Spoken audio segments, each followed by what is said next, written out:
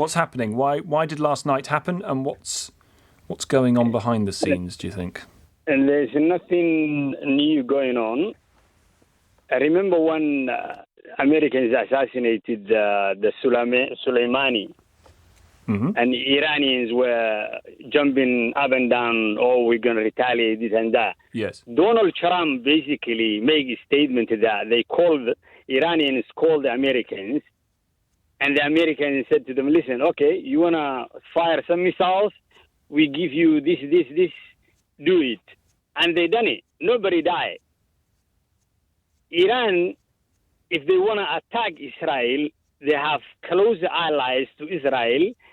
Well, they've already done it. I mean, look at Hamas. Look at what Hezbollah are doing. Look what the Houthis are doing. No, but the Hezbollah, they are not. This is like a what you call it, fun fire. It's not a real fight. They are not using their capability in full. No, clearly, which is a good thing, by the way. No one's wanting to see that. Yes, but then who you are kidding? You are just agitating something which have nothing to do with you. Israelis and the Iranians, they don't have borders. The only borders they have is you can point out and say Hezbollah is in Lebanon. But in reality, this whole show, there is nothing to show. So this is a war for the narrative. This is a war for the stories to tell individual populations and possibly your allies about what you've done. Iran can tell its proxies that it's had a good time having a go at the Israelis. The Israelis can say we struck back, but we didn't do it in a way that would completely see the US and the UK and other allies walk away from us. But the question is, what is the point of doing all these things if you don't have something to show? If I want to fight with you, I have to show the damage I done to you. Well, I think they do have something to show, which is the narrative, isn't it? They do have something to show, which is what they can tell their peoples. You know, it's an expensive way to build a story and, of course, clearly incredibly dangerous. But that's the world we're in at the moment. By the way, one mistake, and we're not talking here about the war on narratives. We're talking about something else completely different. Abdul, thank you very much indeed. Greg's in High Wycombe. Hi, Greg. Hi, Tom. Yeah, I think I've got an answer for you in terms of what's going on with the messaging. Go for it. So sometimes messaging is done for all sorts of different audiences. It can be done for public consumption, enemies consumption, or whatever. In this case, Israel is sending a private message to Iran that they can attack at a time of their choosing and a place of their choosing and won't be shot out of the sky in the way that the Iranian attack was. So they would have done it to the point where it would have allowed Iran wriggle room to be able to say it was nothing. Privately, Iran will now realise that the game has changed and they won't. They'll think twice now about doing something in response. What makes you think that that's the case, Greg? What background do you bring to this?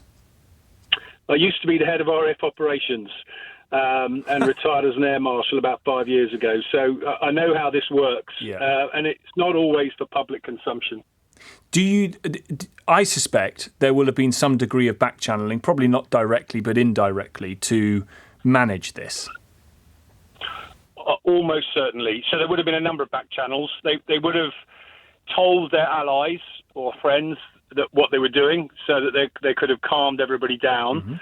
And also they would have messaged Iran as to exactly what they were up to, either just afterwards or heaven forbid, maybe even just before, just to really make a point.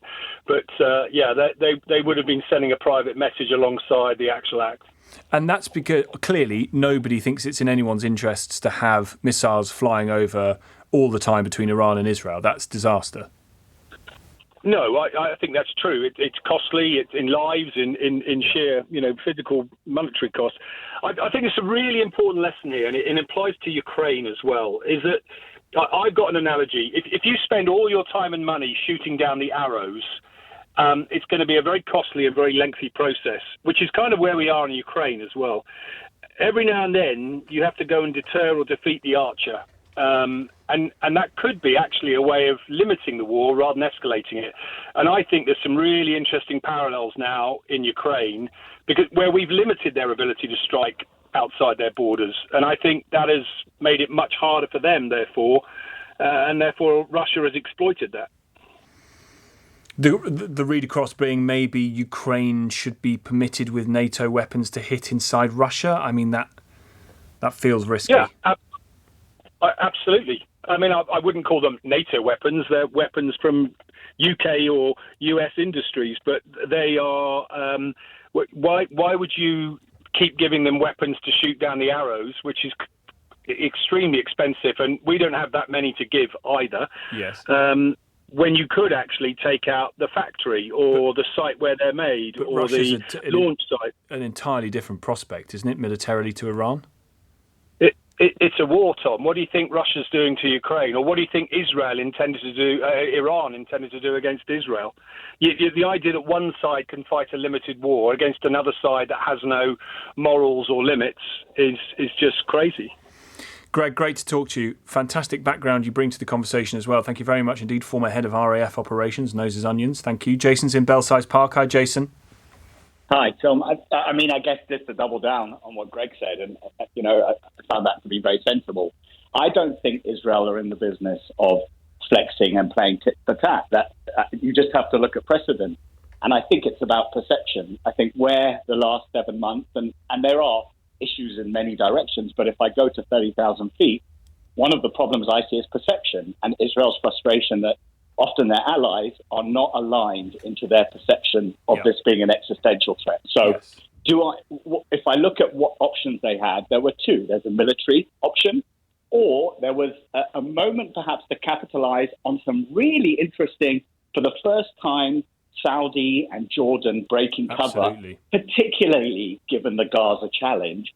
And for Israel to say, well, hold on, what will kill Iran more, or neuter them, is a better word. It was the Accord, the Abraham Accords, that brought a lot of this on, if you ask me. And so the way forward was to turn to the allies and say, look, you want us to survive. We're being restricted by you, to Greg's point, in which the answer lies with you guys. If you can help us feel safe, and that needs to go in the direction of the Abraham Accords. If you can break cover and bring pressure in the region by showing the way forward with Israel as an ally, which will make us feel safe, then you're going to neuter Iran without the other option. But if you don't have that, there can only be a military option for Israel. They don't want that. And if you look at this attack of yesterday, for me, I think it's a strong message to their allies to say, you didn't want us to do anything. We're not taking military off the table, because without you giving us the answer, which is to rally around us and feel safe, we are going to show that we have no option. And I just can't help but think it's too much of a coincidence that this was deep into Iran and right next to which is why because frankly, that's the real risk. Which is why I asked. It's nuclear weapon. Of course it is. And Netanyahu's been talking about that for years and years and years. For years. Saying, and we had John Bolton, the former national security advisor under Donald Trump, on the programme before. He just wants all out. Well, he's a hawk, isn't he? He goes crazy for it. But I guess, Jason, the question's important, which is why I asked Jonathan Cornicus earlier about the gap between the understanding of Western capitals, by that I mean really London and Washington, and in the Israeli war cabinet, about the differences of opinion about the risks involved here. Yeah, and that's key, right? Because forget a lot of the narrative that the rest kind of the Jewish diaspora feel is coming from the armchairs, all the voices calling up all the radio stations and the social media. Forget those. Hey, you can't have a go at the people calling up the radio stations, Jason. No, I think that's great. Houses, I'm mate. saying for an awful lot of those, that's true. I had to cut myself right there. But my point is, what's really at play is obviously, as many calls as we make, Netanyahu, everybody wants to pin him as this maniac. Take a deep breath. The war cabinet has 3. It's a democracy. He can't just drag Israel, which has sensibility, values, and ethics, into that, and governance. Those other 2 on the war cabinet openly challenged him politically before they came to that war cabinet. So you have faith in that, albeit I understand Netanyahu will inform. But what's overriding is that, and again, you look at all the actions, including Gaza, and you listen to the podcast of Ron Dermer, for example, who's an observer and much respected, was the Israeli ambassador to the US under Trump, I think it was. He goes into the detail of that Gaza action of the last 7 months. And as much as even I am unsettled and worry as to, how it's being laid out and have serious concern, I can't dismiss a lot of the detail that very few seem to want to bring. All right. Jason, I'm really grateful to you. Thanks for being one of those people that phones up the radio and gives their opinion. Appreciate it.